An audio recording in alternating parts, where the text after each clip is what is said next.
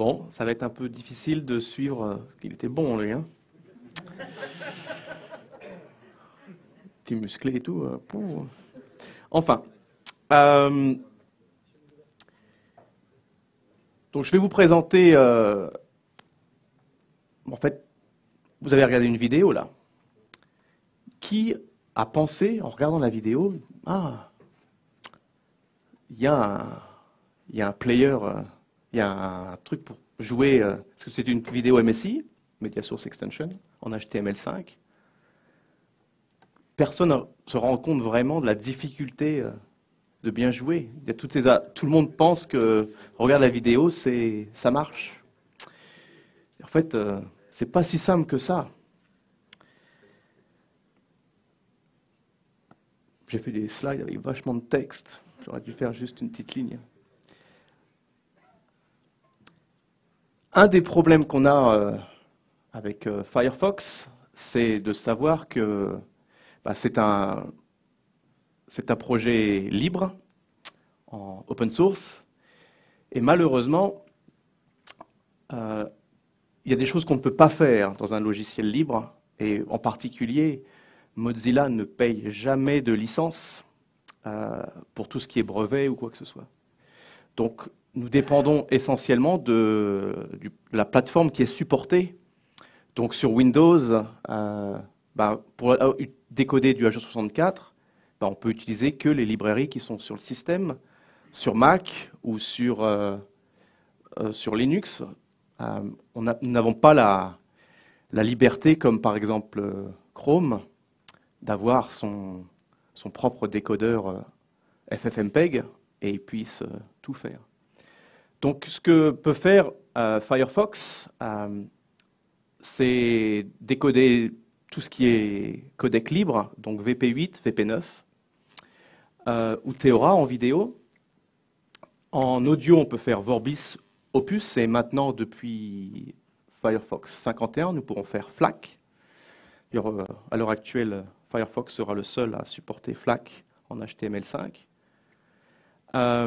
Et pour tout ce qui est H264, AAC et MPEG-3, on dépend du système. C'est un problème sur Windows XP, par exemple, parce que Windows XP n'a pas de décodeur H264 système. Et donc, et aussi, par exemple, vous avez des systèmes comme Windows N ou Windows KN en Europe, qui, dû à une décision de la communauté européenne, ne vient pas avec un décodeur H264. Donc vous êtes obligé d'aller installer un nouveau plugin pour installer le Windows Media Kit pour que ça puisse jouer ça. Donc, au niveau des MSI, le Media Source Extension, c'est vraiment le futur à l'heure actuelle de tout ce qui est décodeur en interne. Il y a HTTP Live Streaming d'Apple que nous ne supportons pas.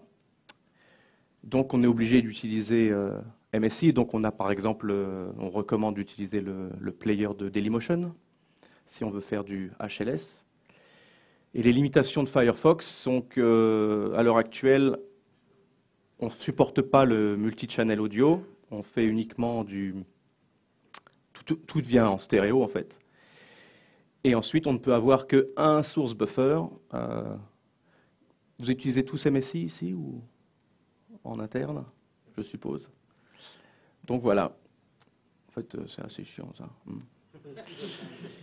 Donc, en autre type de MSI, ce qu'on supporte, c'est par défaut donc vidéo MP4, donc H264, AAC, MPEG-3, bientôt FLAC. En particulier pour la BBC, ils vont lancer un système de broadcast pour leur radio en lossless. Si vous utilisez Safari, il n'y a pas d'autre système à l'heure actuelle pour faire du lossless en streaming audio, sauf sur Safari, avec ALAC. Mais bon, ce n'est pas vraiment supporté. Et ensuite, en vidéo WebM, donc VP8, VP9, Vorbis, Opus. Sachant qu'à l'heure actuelle, un des principaux problèmes que l'on a, c'est que si vous regardez une vidéo en VP9, À l'heure actuelle, il n'y a pas de décodeur hardware VP9 sur un ordinateur.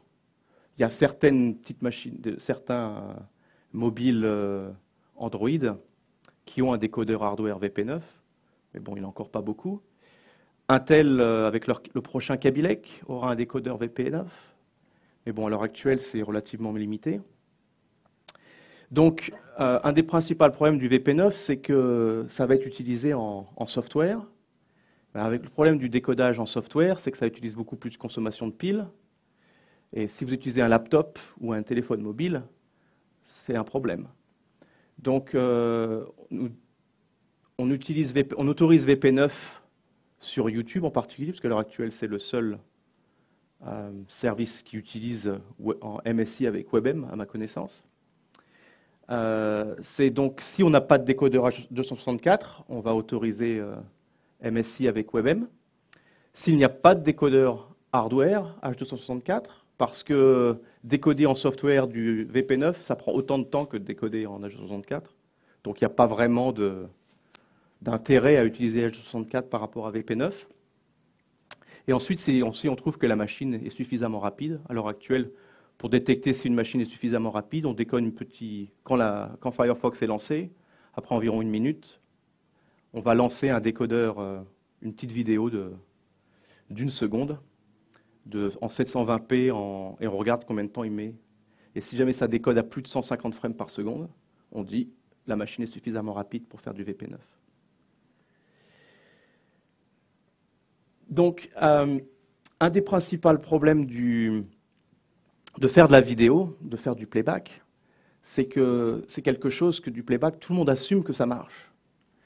Si ça ne marche pas, ils vont utiliser Chrome. Donc, là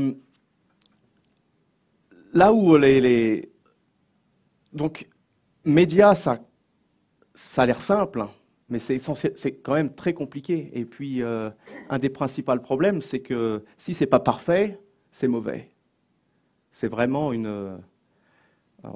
tous les gens s'attendent à ce que ça marche bien.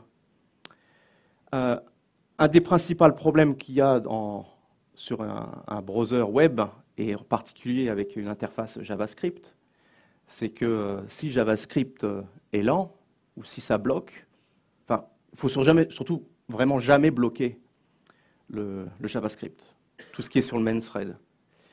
Donc, à l'heure actuelle, vous pouvez imaginer, vous avez une partie JavaScript, c'est ce que vous voyez, et après, il y a toute la partie qui se passe derrière. Et il faut que cette partie qui se passe derrière soit toujours suffisamment rapide et pour informer en permanence au JavaScript qu'est-ce qui marche, qu'est-ce qui ne va pas, etc. Donc à l'heure actuelle, vous avez le noyau JavaScript qui est un élément du DOM et va utiliser cette media stack qui est très heavily, lourdement multithreadé. Tout est asynchrone. Et donc, lorsque vous allez faire quelque chose en HTML, tout est passé en message à la media stack qui va renvoyer un objet de type promise, une promesse. Et c'est vraiment, si vous êtes habitué à faire des promesses en JavaScript, c'est un peu similaire, sauf que nous, c'est tout en C++. Et ensuite, la media stack va répondre pour mettre à jour le ready state, envoyer les events, etc. Donc, toute la partie qui est de lire le contenu, démuxer le contenu, décoder le contenu, ensuite de le jouer, de l'afficher et le faire, tout ça, ça se passe en JavaScript de façon asynchrone par rapport au JavaScript. Donc ça, ici, c'est l'architecture vraiment toute simple, enfin simple. C'est l'architecture qu'il y a pour jouer un média, genre un MP4. Et là, ce que je vais vous montrer, en fait, c'est le fait que ça soit jouer juste un MP4 ou jouer avec MSI ou jouer avec IMI, fondamentalement, on va juste changer une des petites briques qui se trouve dans cette dans cette image, c'est la beauté du C++ et le fait que c'est vraiment l'objet de programmation objet. Donc, au niveau interne, voilà ce qu'il y a dans la box qui se trouve derrière votre JavaScript. Donc, le système, c'est qu'en gros, on a une state machine. Cette state machine, c'est elle qui gère, en fait, à demander j'ai besoin d'avoir de la vidéo, j'ai besoin d'avoir des frames audio, est-ce que j'ai bufferisé suffisamment, combien de temps il me reste dans mon buffer. Tout va être transféré sur les modules, et chaque module, là, en fait, existe en différentes méthodes. Donc, vous avez la state machine qui te parle avec ce qu'on appelle le Media Format Reader. Ça contient un démuxeur. Le démuxeur va lire sur la ressource, va lire le contenu. Ça passe par le Media Cache, ce qui fait que si jamais vous voulez regarder votre vidéo, on va commencer à télécharger en avance. Ça va permettre de vérifier. Alors là, il y a on a remarqué, il y a une certaine complexité parce que, par exemple, souvent votre MP4, c'est fait par des petits blocs qui n'ont pas forcément continu sur la ressource en interne. Mais ce que vous voyez, si jamais vous lisez en continu une ressource HTML, c'est plus rapide que d'aller lire un petit bout et faire un seek. Parce que faire un seek sur une ressource HTML, ça peut prendre des fois 2-3 secondes avant que le serveur réponde correctement. Donc il y a toute une gestion du cache pour déterminer quand est-ce qu'il vaut mieux lire en avance avant qu'on en ait besoin, en estimant qu'on va l'avoir besoin plus tard, ou alors faire juste aller chercher, par exemple même sur les fichiers MP4, vous pouvez avoir le metadata qui se trouve tout à la fin de l'objet. Est-ce qu'il vaut mieux lire l'intégralité du fichier ou juste le petit bout sur la fin et puis revenir au début? J'espère que si vous faites du MP4, vous n'encodez pas vos fichiers de cette façon, de toute façon. Mais malheureusement, tout le monde n'y pense pas. Et ensuite, une fois que les données ont été démuxées, ça va passer sur un plateforme qui est ce qu'on appelle le Platform Decoder Module. Et ça a une espèce de librairie de codecs. Donc on a un décodeur H264, MP4, AAC, etc. Et pour nous, l'avantage de cette architecture, c'est que si on veut faire supporter le format MP4, le format WebM, le format OGG, le format FLAC, on a juste à changer une de ces petites briques quelque part. En particulier, c'est pour supporter un format, il va falloir créer un démuxeur et ensuite créer les décodeurs qui peuvent se trouver dans ce format. En règle générale, coder un démuxeur, c'est de loin le plus difficile. Et en partie, je suppose quelque chose que vous avez dû vous rendre compte, mais tout ce qui est la partie muxage, c'est vraiment la partie la plus critique. Parce que l'encodage lui-même, H264 ou autre, de toute façon, on n'a pas grand choix puisqu'on utilise le système pour faire le décodage. Mais vraiment, écrire un démuxeur, c'est ce qui prend le plus de temps. Par exemple, pour le démuxeur MP4, 2 ans plus tard, on y est encore dessus. Il y a toujours des trucs qui font que ça ne marche pas. Par exemple, au début, nous avions pris le choix d'utiliser Stagefright, qui était le démuxeur MP4 qui se trouvait sur Android. Ça a été probablement une des pires décisions qu'on ait pu prendre il y a 2 ans. Il ne se passait pas une journée où il n'y avait pas un problème de sécurité existant sur le système. D'ailleurs, l'année dernière, il y avait une grosse annonce sur Android qui permettait quelqu'un de prendre accès à distance. On utilisait, nous, Stagefright, juste pour lire l'atome, le box, le move, rien d'autre. On a eu peut-être, je sais pas, 90 bugs sécurité juste pour cet atome-là. Donc à l'heure actuelle, ce sont des parties qu'on réécrit en permanence parce que ça marche toujours pas.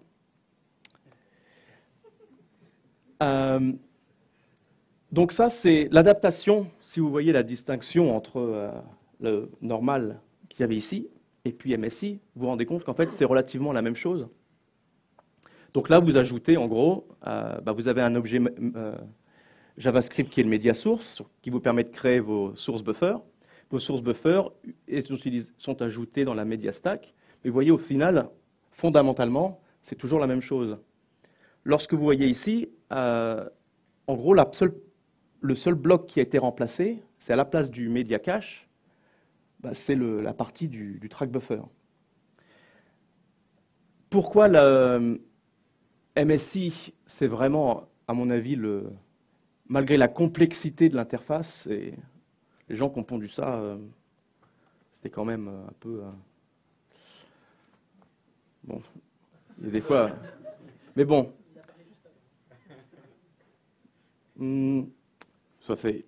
C'est un peu de leur faute aussi, mais... Donc, l'avantage de MSI par rapport à faire le media playback que vous avez avant, c'est que toute la complexité du media cache, c'est votre faute. C'est à vous de le gérer. Et ça, à ce niveau-là, c'est quand même bien avantageux. C'est que toute la responsabilité de savoir qu'est-ce que vous pouvez aller chercher, à quelle vitesse, c'est vraiment... Et puis comme c'est vous qui connaissez le type de contenu que vous avez, c'est quand même beaucoup plus facile de donner cette responsabilité-là au JavaScript. Donc, le système est toujours le même. On change le media cache par un track buffer. L'inconvénient du MSI, c'est que une des principales difficultés qu'on a pu avoir avec le MSI, c'est que vous passez le contenu à un objet JavaScript. Donc le source buffer. Ce source buffer tourne dans le main thread. Si on faisait l'analyse du contenu, le démuxage, tout sur le main thread, vous pouvez arriver, ça peut prendre du temps. Et bloquer le main thread, c'est quelque chose qu'il ne faut surtout pas faire. Surtout qu'un des principaux problèmes que Firefox avait jusqu'à encore pas longtemps, c'est que c'était un process. Donc avec un process qui fait à la fois la gestion du contenu, la gestion de l'interface, si vous prenez du temps sur le main thread, vous allez avoir un problème, vous allez ralentir votre interface, les menus vont être lents. Chrome n'a pas ce problème en particulier parce que Chrome, eux, ils utilisent plein de process de partout. Donc il y a un process pour faire l'interface, il y a un process pour faire la fenêtre, il y a un process pour faire la tab, il y a un process pour faire le décodeur. Maintenant, l'inconvénient de ça, c'est que si vous avez trop de process, au bout de 80 tabs, le browser, ça devient super lent. Ça, c'est un des problèmes qu'a Chrome à l'heure actuelle, c'est qu'il ne faut pas avoir trop de tabs. Depuis la version 49, nous avons commencé avec 10% des utilisateurs et au final, on finit par grossir. On a lancé un nouveau système qu'on appelle le projet Electrolysis, où maintenant, Firefox, l'interface lui-même, tourne dans un process et tout ce qui est le content, le contenu, est géré dans un autre process, qui vous permet de, si jamais vous avez un problème qui crache, ça va crasher que la tab. Et je vais expliquer d'abord bientôt qu'est-ce qui peut cracher, pourquoi ça crache dans Firefox. Parce qu'en général, ce n'est pas Firefox qui crache. Mais bon, on verra bientôt pourquoi. Donc,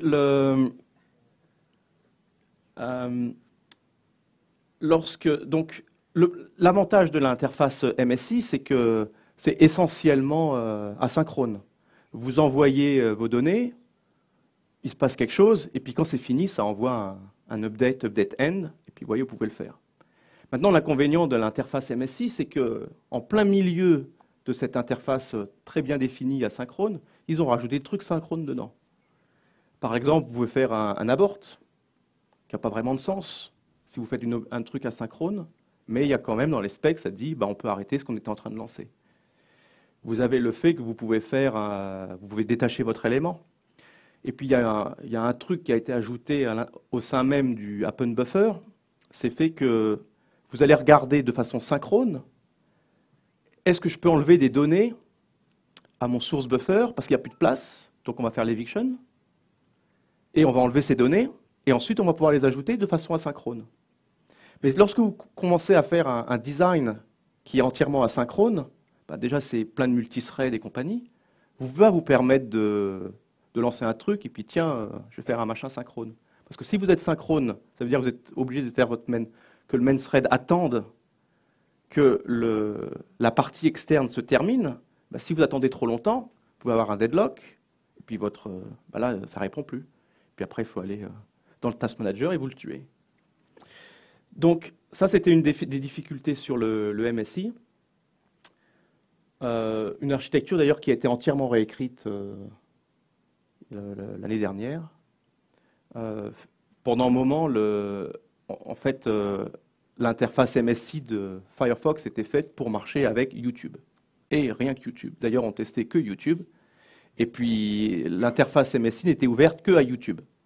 Ensuite, on a rajouté à ceux qui nous demandaient, qui prenaient toute responsabilité, on avait une whitelist en disant on voudrait faire MSI avec notre service, s'il vous plaît. D'accord, mais bon, si ça ne marche pas, tant pis.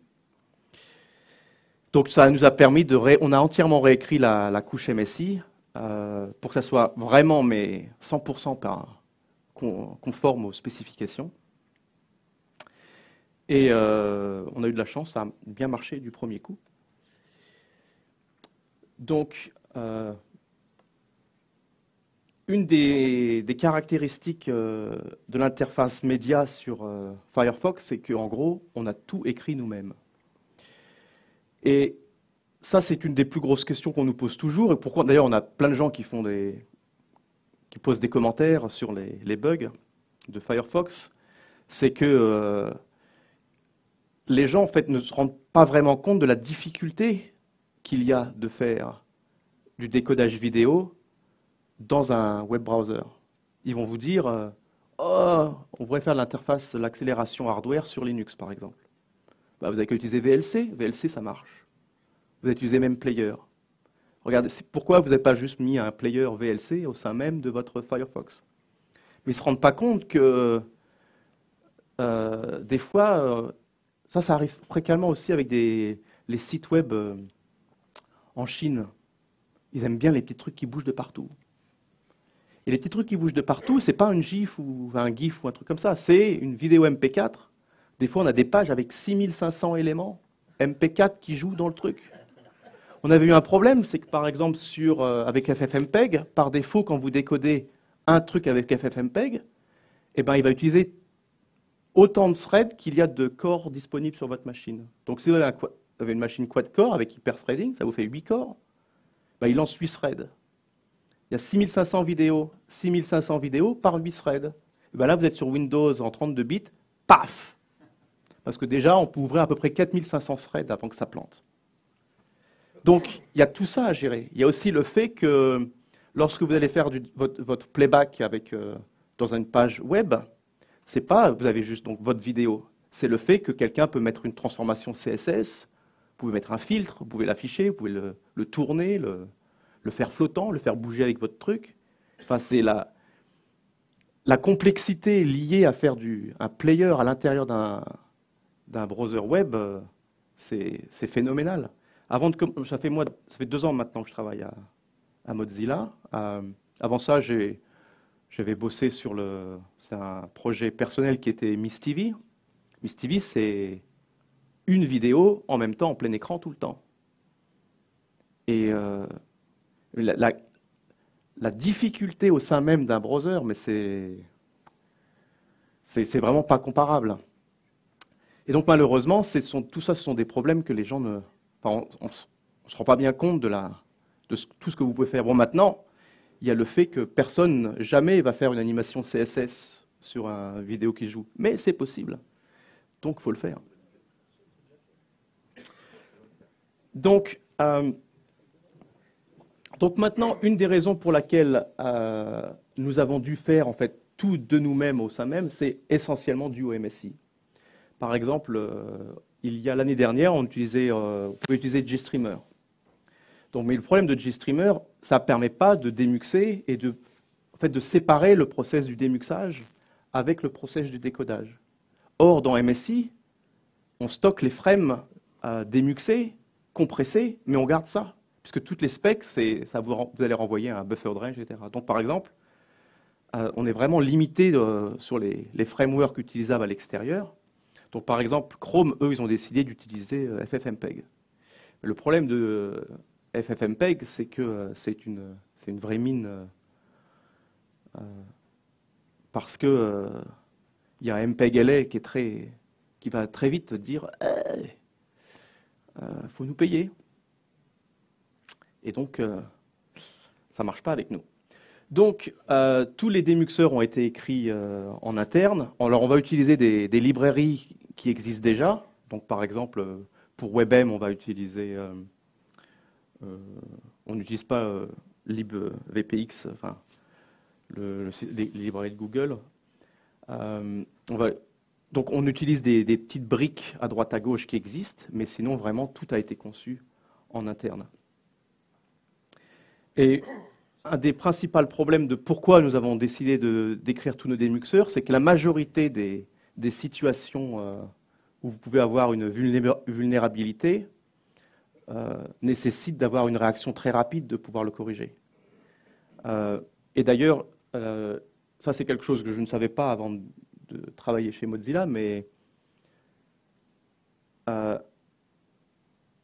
il est préférable de cracher plutôt que de laisser accès à vos cartes de crédit que vous avez stockées à l'intérieur de votre site web. Donc tout ce qui est sécurité, c'est vraiment le paramount sur le quoi on se concentre. Donc utiliser une librairie externe, c'est pas quelque chose qu'on peut se permettre parce que déjà nous n'avons pas les ressources nécessaires pour pouvoir faire une contribution. Par exemple, FFmpeg, lorsque Google a commencé à l'utiliser, ils ont lancé leur équipe qui fait du fuzzing. Donc ils renvoient toutes les merdes possibles et inimaginables qu'ils puissent trouver à FFmpeg. Ils ont fait 1280 bugs, tout avec un CV, hein, donc tout avec une sécurité, etc., pour pouvoir corriger. Mais ça, ils peuvent se le permettre parce qu'ils ont 10 fois plus de ressources que Mozilla. Donc voilà une des raisons pour laquelle on refait tout quasiment à chaque fois. Au niveau MSI, un des trucs qui peut être plus pertinent sur ce que vous allez en faire, vous, c'est comment la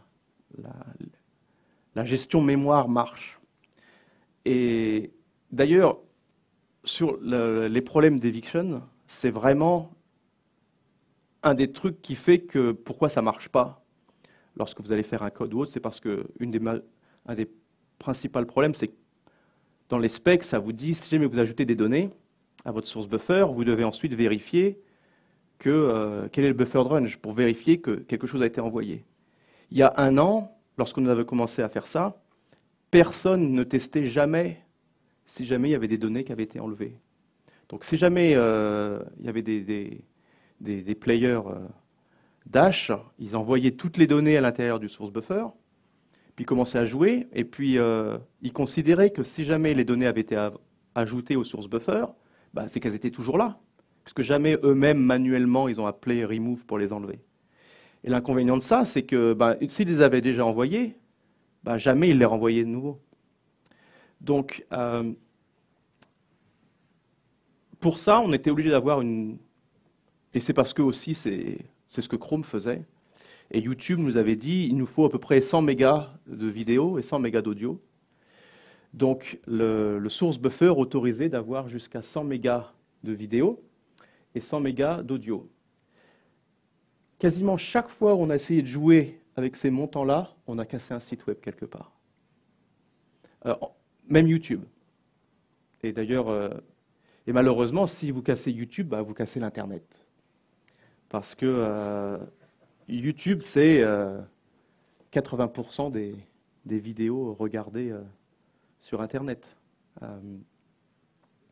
D'ailleurs, une des raisons pour laquelle MSI était si important pour nous, c'est qu'avant MSI, par défaut, pour faire du H264, comme on n'a pas de décodeur, il fallait utiliser Flash.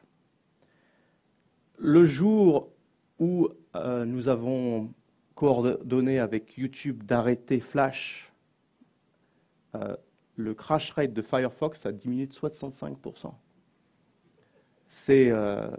Donc pour nous, se concentrer pour virer Flash, c'était vraiment le truc à faire, quoi. Donc au niveau 51, donc au début, donc ça faisait 100 mégabytes d'audio, 100 mégabytes de vidéo. Ensuite, on a changé en 100 mégabytes de vidéo, 30 mégas d'audio. Dans 51, dans la nouvelle version, donc 51 de jour, c'est la Developer Edition, ça sera en 100 mégas de vidéo et 10 mégas d'audio. Et une des raisons pour cela, c'est que on a changé en fait la façon dont l'éviction était faite et on s'est mis à peu près plus comme faisait Google. Parce que malheureusement, les gens ne testent leur code qu'avec Google. Donc, une des possibilités de ne pas avoir trop de problèmes, c'est on fait comme eux. Et malheureusement, ce n'est pas quelque chose qui est documenté en général.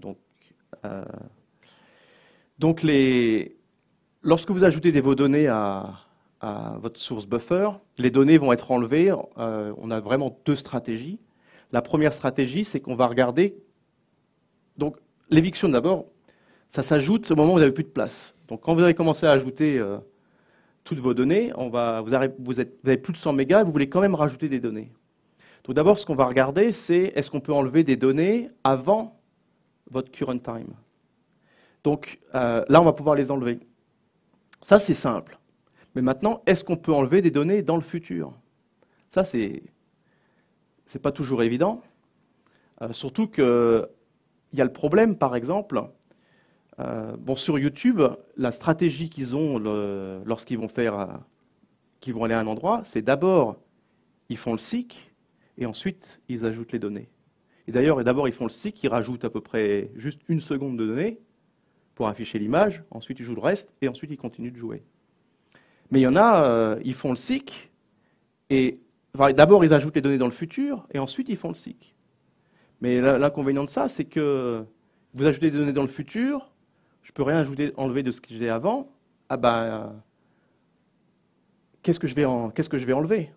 Je dis, tiens, il y a des données dans le futur, je ne vais jamais les jouer, parce que je ne sais pas que vous allez faire un seek à cet endroit-là. Donc la complexité de l'eviction, c'est un truc, ça ne marche jamais.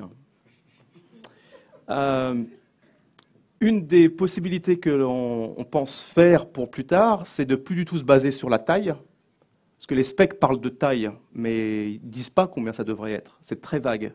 D'ailleurs, tous les problèmes qu'on a avec MS6, ce sont toutes les parties qui n'ont pas été documentées dans les specs.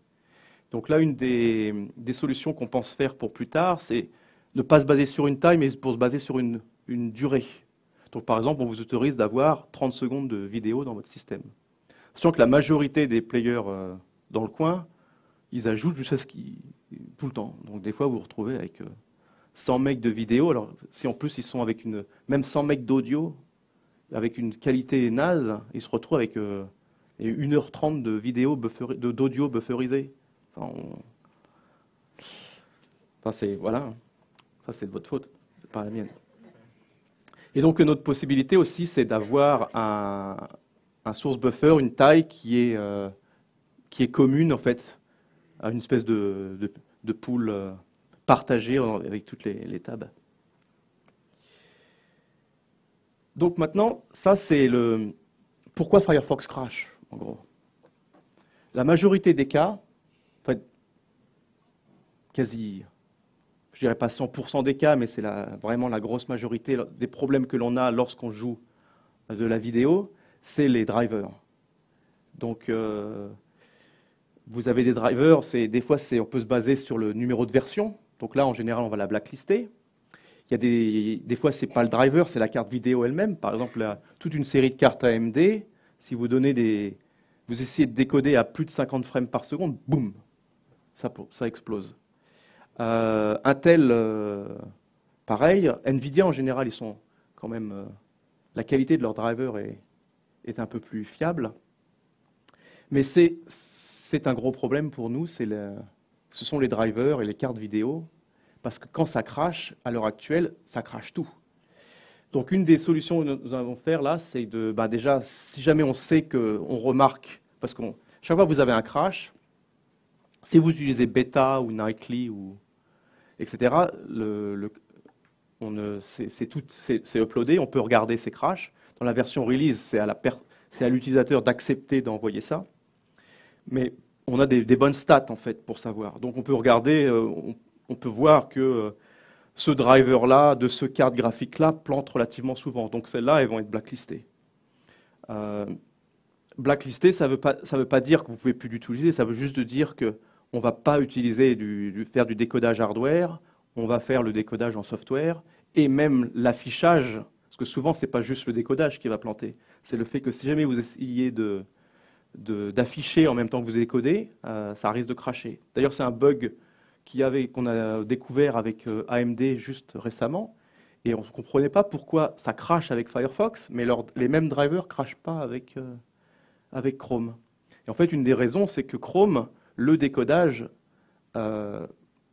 soit c'est fait en fait dans le main thread, au même endroit que le reste. Donc, en fait, il y a une race à l'intérieur du driver, et si jamais vous essayez d'allouer une texture en même temps que vous essayez de la décoder, boum, ça crache. Parce qu'il y a des races, il y a des races. Voilà, donc une des solutions que nous sommes en train d'implémenter maintenant, c'est que le décodage GPU lui-même sera fait dans un process externe. Donc lorsqu'on va décoder, on va passer les données à un processus avec une communication interprocess. On va attendre que ça soit décodé et ça nous renverra le résultat. Et l'avantage de ça, c'est que si le driver ou la carte graphique crache, là c'est juste le décodeur qui va crasher. Et on pourra même avoir une transition où la transition de hardware vers software va être totalement transparente. L'utilisateur ne pourra même pas voir que ça a craché. Ça, c'est quelque chose que Chrome ne fait pas encore.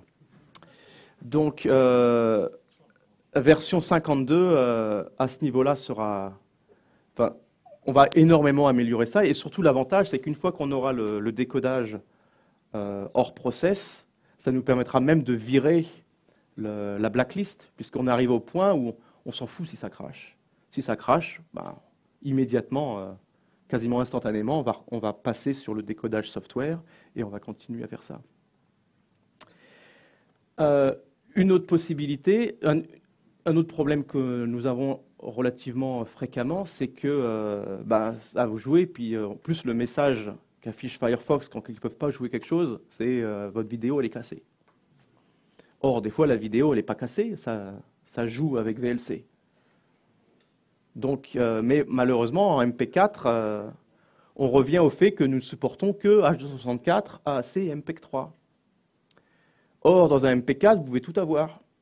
Et on ne le supporte pas, parce qu'en général, le système ne supporte pas.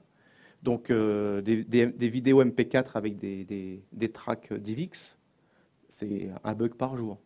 Parce qu'il y a toujours quelqu'un qui dit « Ah, cette vidéo, elle ne marche pas avec VLC. » Enfin, elle ne marche pas avec Firefox, ça marche avec VLC. Donc, là,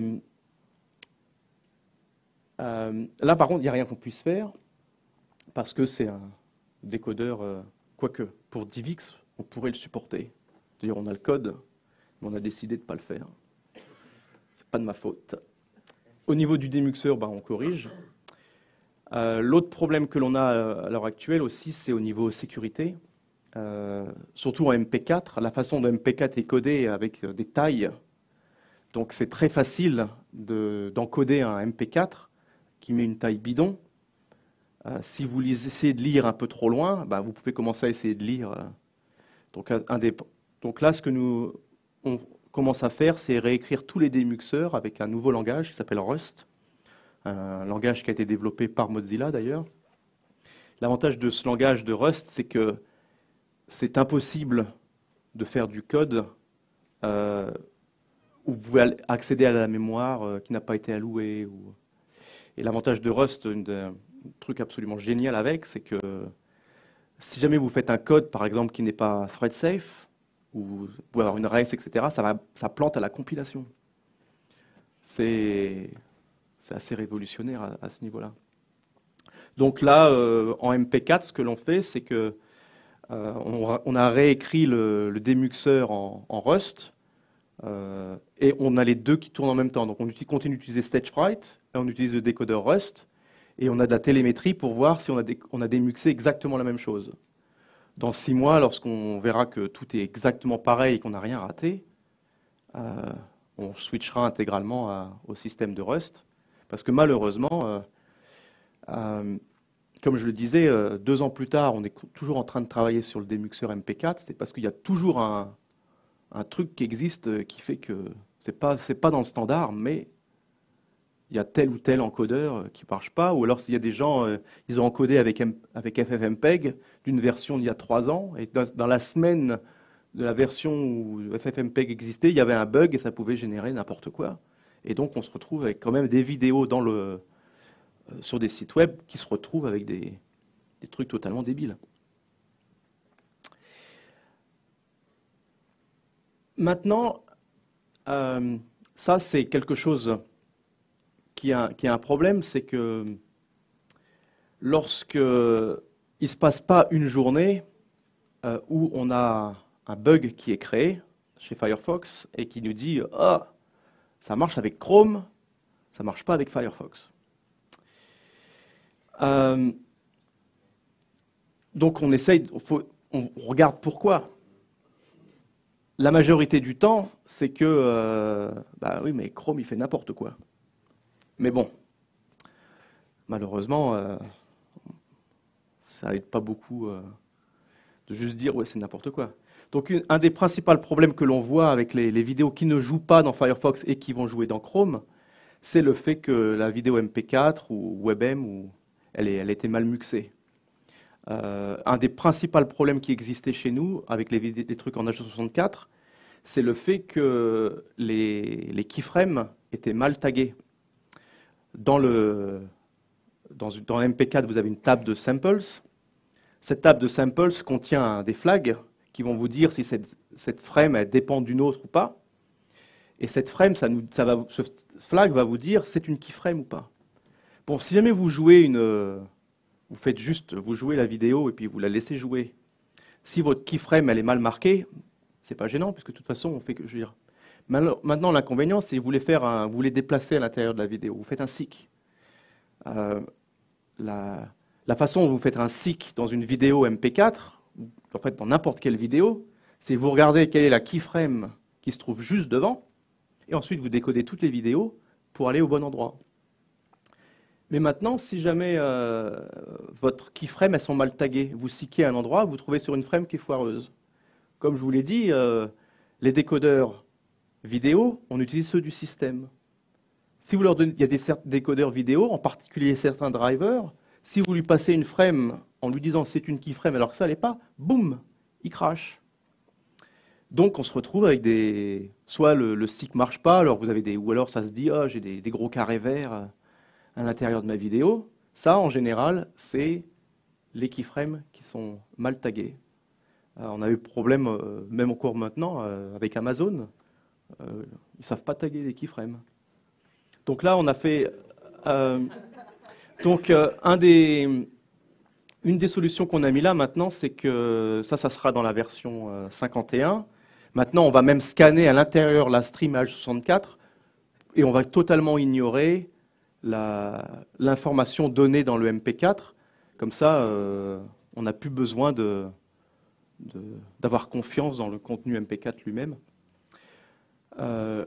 Une des autres problèmes que l'on voit souvent, c'est que vous commencez à jouer la vidéo et ça fait un seek à un certain endroit et ça s'arrête. La vidéo ne continue pas. Alors ça, c'est malheureusement, dans les specs de MSI, les specs vous disent, quand vous allez à un endroit, s'il n'y a pas d'audio s'il n'y a pas d'audio ou il n'y a pas de vidéo, on se plante.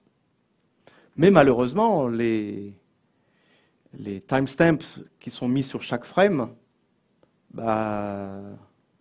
surtout si jamais pour ceux qui font du contenu, qui ont à la fois ils vont tout stocker en MPEG-TS, parce que pour eux c'est plus facile, comme ça ils peuvent donner les données en en HLS ou alors en Dash, etc. Ils font la conversion à la volée. MPEG-TS, au niveau des timestamps, vous n'êtes pas obligé d'en avoir. Donc, des fois, on est obligé de les... Lorsque le programme de conversion en MP4 a fait des choses qui fait qu'il n'y a pas d'alignement correct entre l'audio et la vidéo. Des fois, vous allez avoir, ça load les données, vous allez avoir la vidéo, elle démarre par exemple à 10 secondes, mais l'audio, elle démarre à 10,2. Et malheureusement, lorsqu'ils font un SIC, ils font à 10,2. Enfin, à 10, parce qu'ils pensent que tout est là. Mais en fait, c'est pas là. Donc, ça stall. Pour nous, on avait on autorisait une erreur de 125 millisecondes. Malheureusement, 125 millisecondes, c'était pas assez, surtout que, par exemple, Edge a eux, ils autorisent 1 seconde. Donc, pour avoir des gros trous. Donc là, nous venons de l'augmenter à 500 millisecondes. Donc maintenant, le problème va moins se poser. Un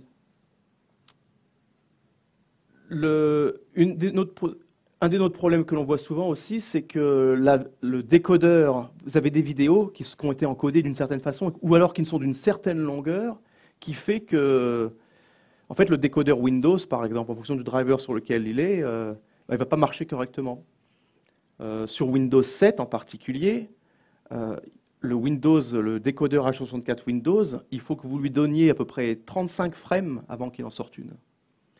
Donc sur certaines vidéos, en particulier les streams live, ce qu'ils font, c'est qu'ils vont loader, par exemple, 1 ou 2 secondes de vidéo.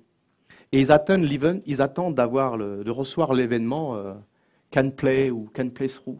Mais le problème avec Windows, s'il n'y a pas au moins 35 frames dans votre vidéo, il n'y a jamais rien qui sort. Donc on ne va jamais envoyer l'événement can play, parce que pour nous, il n'y a pas de frames. On ne les a jamais reçus. Donc, ça,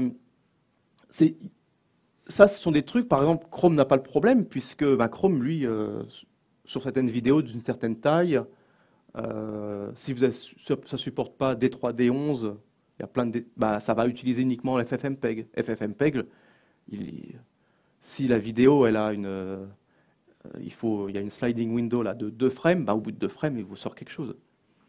Donc, ça, c'est un des problèmes qu'on a aussi, mais là, malheureusement, il n'y a pas grand-chose qu'on puisse faire.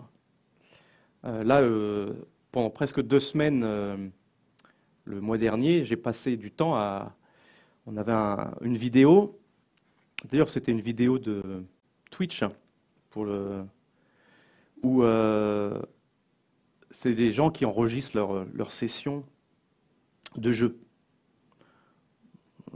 Je n'essaierai pas d'expliquer pourquoi on peut regarder ça. Mais il y avait un truc en particulier sur cette live stream, c'était que des keyframes, et chaque frame faisait 2 secondes de long. Et malheureusement, lorsque la vidéo commence, dans la MSI, dans le MP4, ça vous dit que la frame, elle commence à date. Là, en général, le temps, il est en EPOS, donc le nombre de secondes depuis 1970. Donc vous vous retrouvez avec une vidéo, donc la première frame, elle est de nos jours. Malheureusement, dans le décodeur Windows, pour ces frames-là, si vous donnez au décodeur la frame à décoder, vous lui dites elle est à cette heure-là. Et ensuite, quand il a fini, il vous renvoie une autre frame décodée, et puis il vous donne. Après, vous regardez à quelle heure est cette frame, puisqu'avec le 64, votre frame, elle peut être dans le désordre. Sur ces frames-là, sur ce type de décodeur, la première frame retournée, c'est toujours 0. Là, pourquoi c'est 0? Donc l'inconvénient, c'est que si jamais vous avez votre stream live, le code, ce qu'il fait, c'est qu'il load ces frames dans le futur, et ensuite il fait un seek. Mais si vous faites un seek à un endroit et le décodeur dit que les frames sont à 0, le seek il se finit jamais, puisqu'on arrive, comme je vous l'ai dit, quand on fait le seek, on va à la keyframe, et ensuite on avance, jusqu'à ce qu'on trouve une vidéo, une frame qui est légèrement après, à l'heure où on veut aller faire le seek. Donc tout ça, ça prend... c'est des trucs pour une vidéo que j'ai jamais vue avant, ça prend 2 semaines de travail à essayer de comprendre pourquoi ça ne marche pas. L'autre problème que l'on a, c'est que malheureusement, les gens ne testent leur code qu'avec Chrome. Et il y a un problème fondamental avec MSI, c'est que Euh, Comme je vous ai dit, en général, on a des problèmes de timestamp. Ça ne marche pas parce qu'il y a un trou dedans. Et il y a un bug dans Chrome depuis plus de 2 ans. C'est que Chrome, lorsque vous regardez le buffered range, ou vous essayez de faire un seek, en fait, plutôt qu'utiliser les... Je ne sais pas si vous êtes familier avec l'encodage MP4 ou le décodeur H64, vous avez 2 types de timestamp. Vous avez le decode timestamp et vous avez le presentation timestamp. Là, ça vous permet de savoir dans quel ordre il faut donner les frames au décodeur, et l'autre, ça vous dit dans quel ordre il faut les afficher. Malheureusement, Chrome, les timestamps qui renvoient pour le buffered range, ils utilisent les DTS, les temps en décodage. Mais les temps de décodage, ils sont toujours super propres. Parce que la façon dont le MP4 est encodé en lui-même, le décodage, c'est systématiquement, vous avez votre truc. C'est monotonique, ça incrémente comme il faut. Mais dans les PTS, c'est tellement dans le trésor, en général, il y a des petits trous, etc. Donc ça marche avec Chrome parce qu'il y a ce bug. Et Edge a le même bug d'ailleurs. C'est pour ça que ça marche bien aussi avec eux. Donc ça, c'est quelque chose on essaye de se battre depuis un moment. Il y a même le fait que les tests qu'utilisent, ça s'appelle les Web Platform Tests, c'est une série de batteries de tests qui ont été codées pour vérifier que votre solution, l'implémentation, elle suit bien les specs de MSI. Les tests ont été écrits par Google. Ils testent que leur implémentation buggée soit buggée. Et donc on a changé les tests là. Donc maintenant, peut-être qu'ils vont plus facilement résoudre le problème. Donc ça, c'est un problème pour nous, c'est que comme ça se teste essentiellement avec Chrome, une vidéo qui ne marche pas comme elle joue correctement avec Chrome, on teste, ça y est, c'est fini, ça marche. Et malheureusement, ça ne marche pas. D'ailleurs, en général, si ça ne marche pas avec Firefox, ça va aussi pas marcher avec Safari. Donc, même si ça c'est quelque chose que je vais aborder un petit peu plus tard. Et l'autre problème que l'on voit relativement souvent, c'est qu'il y a des events qui sont envoyés quand vous faites un append buffer, en particulier des erreurs. Il est important de les écouter, les erreurs, et d'agir sur le problème. Il y a énormément de players dash, de players qui en fait ne testent jamais les messages d'erreur envoyés. Donc en fait, ça assume toujours que ça marche. Donc si jamais les events étaient envoyés, étaient corrects, on agissait sur cet event-là, en général, il n'y aurait pas de problème. D'ailleurs, pour ça, on a rajouté, d'ailleurs, j'en discutais un petit peu tout à l'heure, on a rajouté des attributs qui vont permettre de mieux diagnostiquer les erreurs. Par exemple, vous avez un objet JS qui est le Media Error, qui à l'heure actuelle contient juste un code.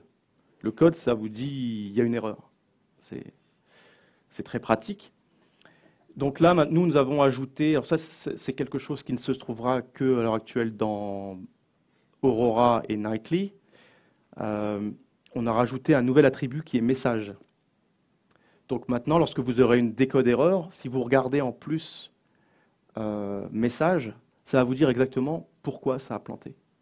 Est-ce qu'il y a un problème de décodage, un problème d'allocation mémoire? Sur le long terme, on espère dire c'est l'atome, enfin c'est la box tas de votre MP4 à la position 1350 octets qui est foireuse. Donc ça, c'est d'ailleurs quelque chose qui nous aiderait beaucoup.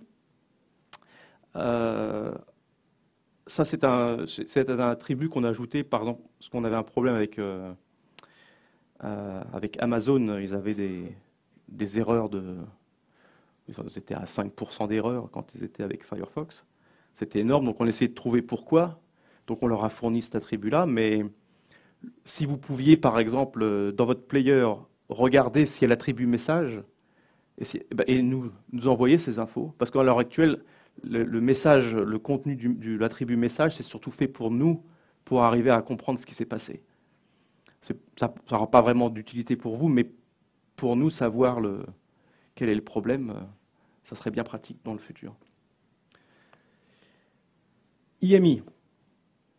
Alors, ça c'est l'enfant terrible parce que pour une société comme, enfin une organisation comme Mozilla, IMI, ça peut avoir certains problèmes. Donc, l'interface, l'architecture est toujours la même. Vous avez comme MSI, d'ailleurs à l'heure actuelle on autorise IMI que avec MSI. La seule différence, c'est que vous avez des sessions media key qui sont attachées. Mais vous voyez, au niveau de l'interface, c'est toujours pareil. Donc, la chose qui est différente avec IMI, c'est la façon dont les choses sont décodées. À l'heure actuelle, le décodage est fait à l'intérieur d'une sandbox parce que le CDM, donc l'objet qui va faire le décryptage et le décodage, par exemple, pour Mozilla, il était inadmissible que votre CDM puisse obtenir une signature de votre ordinateur et puisse faire enregistrer en fait ce qui se passe. Quelque chose que l'on voulait éviter, par exemple, c'est si jamais vous regardez une vidéo sur Netflix, vous allez sur une autre vidéo type Amazon, les deux utilisent le même CDM, et puis savoir ce que vous avez regardé ailleurs, et puis vous bombardez de pubs liées avec donc la conservation des données, la vie privée, etc. Pour nous, c'était très important. Donc le CDM tourne à l'intérieur d'une sandbox, dans un process externe. Lorsque le décodage est fini, ça renvoie les données. Un des problèmes de ça, c'est que, donc, au niveau de EMI, de ce qu'on supporte, c'est à l'heure actuelle uniquement le CDM de Widevine. Ça, c'est relativement récent, et de Adobe Primetime, et le système par défaut qui est ClearKey, qui est vraiment juste pour dire que c'est encrypté.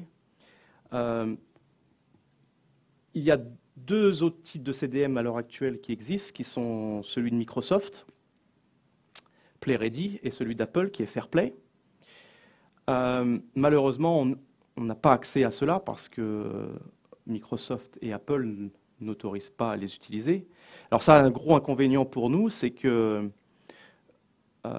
là où Safari et Edge peuvent faire du décodage, décryptage hardware, de façon, on n'y a pas accès. Et l'inconvénient de ça, c'est que lorsqu'on va faire avec PlayReady ou avec Fairplay, lorsque vous envoyez votre frame pour la décrypter, vous la décodez, et c'est le processeur lui-même qui va faire l'affichage. Donc le browser n'a jamais accès au contenu. C'est pas possible de faire ça. D'ailleurs, ni Chrome ne fait pas ça non plus. Donc, lorsque on passe ça au CDM, on reçoit une image décryptée et décodée, et ensuite il faut l'afficher. Il n'y a pas de continuité dans la protection. Au sein même du browser, on a accès. Donc l'inconvénient de ça, c'est que lorsque vous utilisez Netflix, par exemple, vous utilisez Chrome ou vous utilisez Firefox, vous allez avoir maximum une résolution de 720 pixels. Alors que si vous utilisez Edge, vous allez avoir du 1920 par 1080. Et ça, c'est uniquement dû parce que dans les droits qu'ils ont, ils sont obligés d'utiliser... ils n'autorisent pas plus de 720p dans ce système-là. Malheureusement, il n'y a rien qu'on puisse faire. On espère que Netflix se rendra compte que la plus grande majorité de leurs utilisateurs sont avec Chrome. Donc en fait, ça ne sert pas à grand-chose d'avoir une meilleure résolution. Maintenant, ce qui serait bien d'avoir le décodage hardware, c'est que, comme je le disais plus tôt, au niveau de consommation de batterie, etc., c'est quand même plus intéressant plutôt que de faire ça tout en software. Donc les choses que nous allons ajouter dans le futur, c'est ce que je vous parlais tout à l'heure, c'est le décodage en dehors du process de base d'affichage et de démuxage. Donc si jamais ça plante, pof, on pourra en recommencer un. Une des solutions que l'on a, alors à l'heure actuelle, c'est activé uniquement dans Nightly, c'est que si jamais vous mettez votre vidéo dans le background, eh ben, en fait, ça ne sert à rien de continuer de décoder la vidéo et de prendre énormément de temps en CPU. D'ailleurs, c'est une des choses qui est relativement intéressante, c'est que lorsqu'on a activé on voulait mesurer quel était le pourcentage de vidéos jouant qui se trouve en tâche de fond, c'est-à-dire dans une table qui n'est pas affichée. Et il se trouvait, par exemple, sur YouTube, 60% des vidéos jouées ne sont pas affichées. Ça, c'est... Pardon ? Ou la musique. En général, c'est plutôt de la musique. Donc, ça, c'est encore un truc... ça permet de... Comme 60% des vidéos jouées ne sont pas affichées, si on peut juste se permettre de décoder juste l'audio et pas la vidéo, ça serait quand même bien. Maintenant, il y a l'inconvénient que si vous cliquez sur la table et que vous voulez qu'elle devienne visible, ben, il faut qu'il n'y ait aucune transition, il faut que ça soit totalement transparent. Et ce n'est pas si évident que ça. En particulier, si jamais vous avez des keyframes qui sont à une très grande distance, ben, lorsque vous revenez sur votre table, sur la table et d'un coup vous voulez l'afficher, il faut arriver à la réafficher immédiatement. Donc à l'heure actuelle, on a même un processus et on commence à regarder lorsque la souris arrive sur la table, avant même de cliquer sur la table, donc 60 millisecondes avant, paf, on commence à réactiver. Donc si jamais vous faites juste le hover au-dessus du bouton, sans appuyer, paf, on la met en jour pour que ça aille plus vite. Il y a aussi l'autre difficulté, c'est que vous avez des scripts JavaScript qui se basent sur certains events, le resize, etc. Mais si vous ne décodez pas la vidéo, comment vous pouvez savoir que ça se passe bien? On a mis des astuces où en fait on décode la vidéo dans le background, mais en fait on décode ça avec un décodeur qui renvoie une image verte. Enfin, donc ce sont tous les trucs sur lesquels on travaille pour améliorer l'état des piles et le taux de temps CPU. Parce que ça c'est encore un autre truc assez... Pourquoi les gens s'occupent autant du temps CPU passé? CPU, il est là pour être utilisé. Enfin bon, bref. Donc, ITNS, ça c'est ce dont c'est utiliser des process différents pour le contenu et pour l'interface. À l'heure actuelle, ça peut tourner avec deux process. Donc il y a le process contenu et le process d'interface. Dans 52, ça maintenant ça a été monté à 2. Donc il y a deux process pour le contenu, ce qui permettra de, si vous avez une table qui crache, bah, il n'y a que la moitié de toutes les tables qui vont cracher, plutôt que toutes. Voilà, ça c'est en fait pourquoi il était intéressant pour moi de venir ici aujourd'hui. C'est parce que on passe un temps énorme à juste gérer les bugs qui nous sont reportés, parce qu'en fait, et la majorité des bugs commencent par ça marche avec Chrome, mais ça ne marche pas avec Firefox.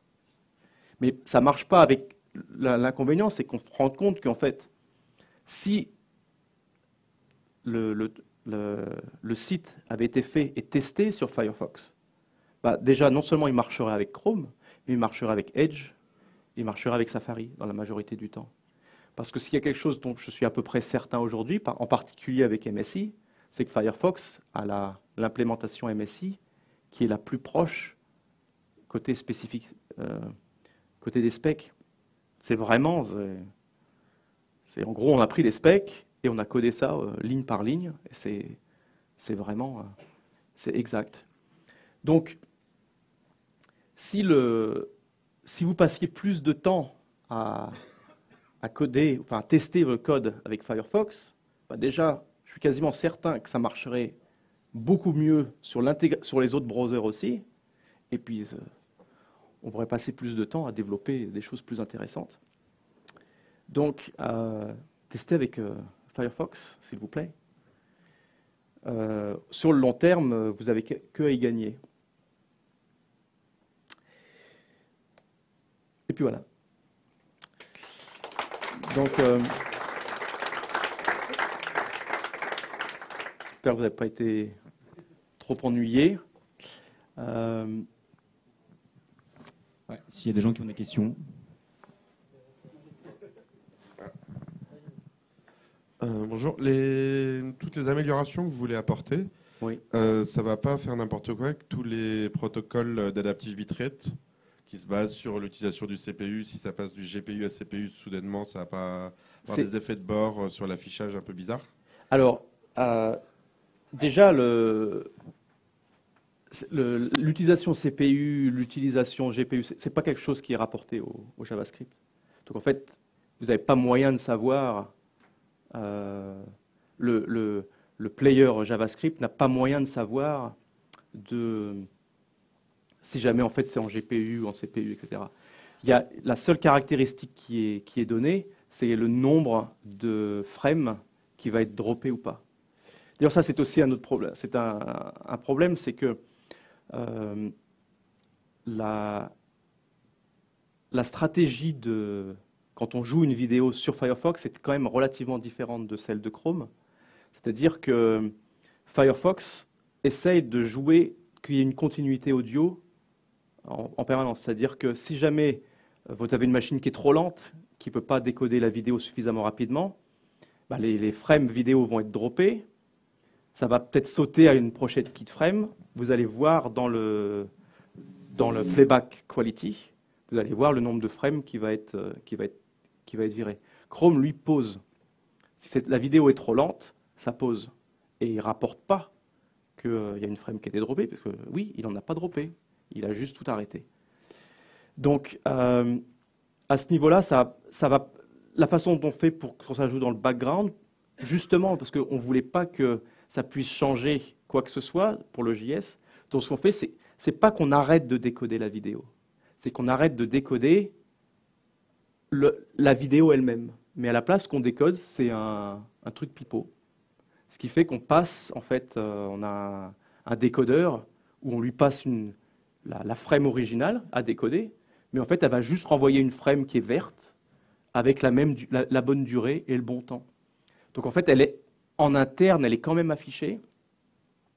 Donc le JavaScript peut toujours voir, en regardant le playback rate, est-ce que c'est trop lent ou pas, mais en majorité du temps, le adaptive bitrate est essentiellement fait sur la vitesse de téléchargement plutôt que la vitesse. Parce que malheureusement, c'est quelque chose il n'y a rien dans les specs HTML5 qui permettent de savoir. En fait, on sait qu'on a droppé des frames, mais on ne les sait pas à l'avance. Ça, c'est quelque chose, on essaye de travailler avec de Google pour ajouter ça dans les specs, pour qu'on puisse savoir, avant de les jouer, cet ordinateur va être trop lent pour jouer du 720p, etc. Ça, mais on ne peut pas. Allô? Ouais. Je rebondis juste sur ce que tu disais là. Le fait que vous décodiez une frame ou vous rendiez toujours la même frame pour produire un résultat correct, je pense que ça va à l'encontre exactement de ce que les algorithmes d'ABR voudraient. Parce que si la frame est en background, je ne veux surtout pas télécharger une vidéo en 720p ou 1080p, brûler ma bande passante alors qu'elle n'est même pas décodée. Ça n'a aucun intérêt. Oui. Je préférerais justement que vous disiez en background, on ne décode pas la vidéo, que le JavaScript se rende compte que la vidéo n'est pas décodée pour diminuer la bande passante, pour diminuer la qualité de la vidéo et augmenter la qualité de l'audio, par exemple. Oui. Donc, alors, le problème de ça, c'est qu'il y a. Ça, c'est un cas particulier où là, oui, en effet, il vaudrait mieux pas la décoder. Mais il y a l'autre cas, par exemple, il est possible que vous ayez rajouté un media stream qui permet d'enregistrer de ça et ça fait un stream ailleurs. C'est entièrement possible. Il y a toujours un cas, pour chaque cas que vous allez me donner, qui va dire « Ah, il vaut mieux continuer » ou d'arrêter, en disant « Mais oui, mais là, ça ne marchera pas ». Donc en fait, c'est impossible de satisfaire tout le monde. Donc à l'heure actuelle, on fait que lorsque la vidéo décode dans le background, pour le JavaScript, c'est comme s'il ne se passait rien. Enfin, il ne se passait rien dans le sens, il n'y a rien de changé. C'est juste que le temps CPU passé est bien inférieur et ça va doubler la durée de pile. Oui, et si tu as un media stream qui enregistre la vidéo qui est décodée par... Alors justement, dans ce cas-là, ça c'est une des difficultés qu'on a, c'est que maintenant on a même avant de, si on regarde ça, on regarde est-ce qu'il y a est-ce que quelque chose a essayé de copier le canevas? Si oui, on ne passe pas en décodage en fond. J'en profite j'ai le micro pour une deuxième question. Ton dernier slide, c'est utiliser Firefox. Pour tester. Pour tester. Ça serait mieux si on le disait tout le temps, mais... Moi, donc, j'ai développé MP4Box.js qui transforme des MP4 en JavaScript, notamment parce que je n'étais pas satisfait des démuxeurs qui étaient dans les browsers. Quand j'ai commencé à tester, c'était les premiers temps de MSE. La spec n'était pas fraîche, Firefox l'utilisait pas du tout, n'implémentait pas du tout encore. Donc j'ai commencé par Chrome. Quand Firefox est arrivé, j'ai voulu utiliser Firefox. C'était très difficile de l'utiliser, notamment parce qu'il n'y avait pas de l'équivalent de Chrome Media Internals. Est-ce que vous avez l'intention d'implémenter un truc équivalent à Chrome Media Internals? Mais il y a déjà ça. Comment ça marche? Ça s'appelle About Media. C'est un plugin. C'est une extension à installer. Quand on met About, ça fait exactement le même. Ce que fait, ça va vous donner exactement quel codec est installé, combien de frames il a décodé, où est-ce qu'il en est, quel est le buffer range. Je peux vous montrer ça tout à l'heure si vous voulez. Y compris les erreurs de Demux, les erreurs de décodage? Parce que Media Internal, il te montre cette box du MP4 n'a pas été comprise. Alors, pour nous, ça c'est dans le nouveau média, ça sera affiché, oui. Puisque ça affiche, en fait, quand on va sur le About Media, ça va afficher en fait le contenu de chaque élément vidéo qui sont contenus dans toutes ces fenêtres. Et pour chacune, ça va afficher s'il y a une erreur, le ready state, et s'il y a une erreur, quel est le code d'erreur et le contenu de message. Donc oui, on a. Et 1 an. Les messages, oui, c'est récent, mais tout le reste, c'est là depuis longtemps.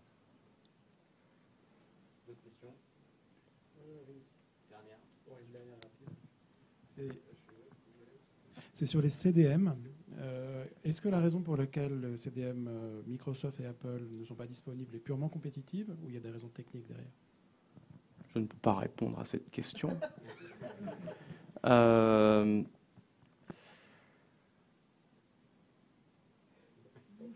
l'heure actuelle, d'ailleurs, bientôt il n'y aura plus que Whitevine.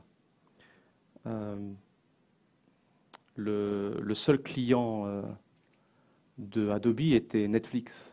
Et pour Netflix, avoir à faire Whitevine plus Primetime, c'est trop de boulot. Donc, il n'y aura plus que Whitevine à l'heure actuelle.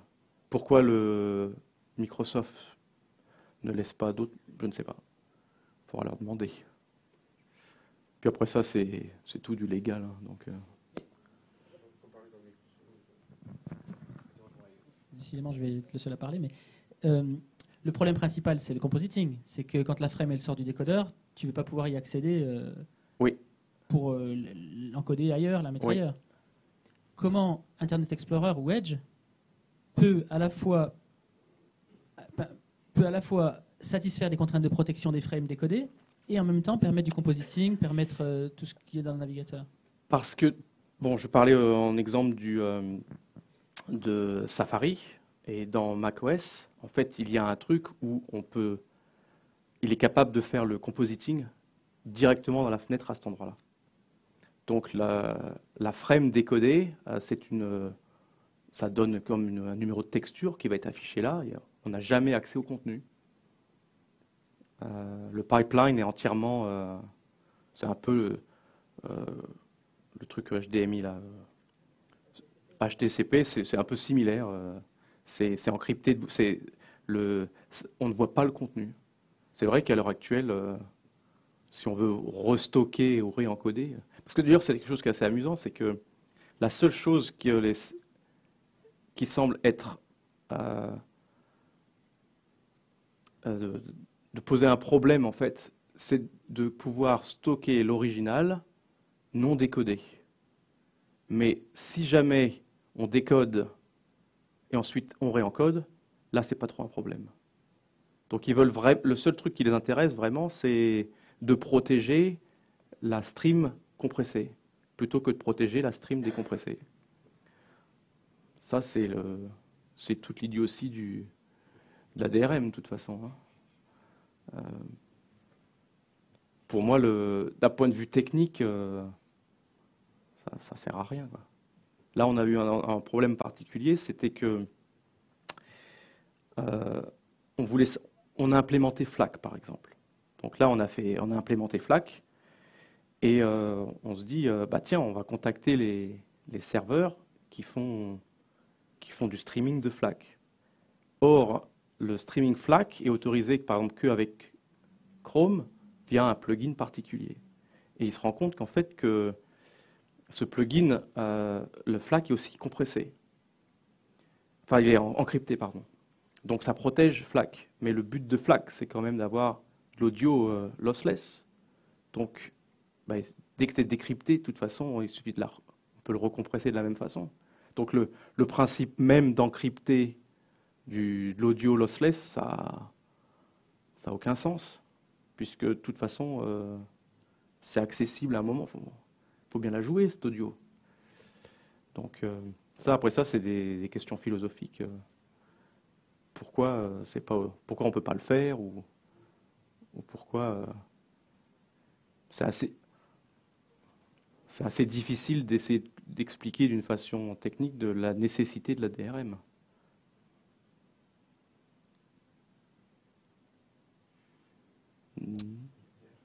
Ok. Du coup, on est bon, je pense. Merci beaucoup, Voilà. Jean-Yves. À la bière.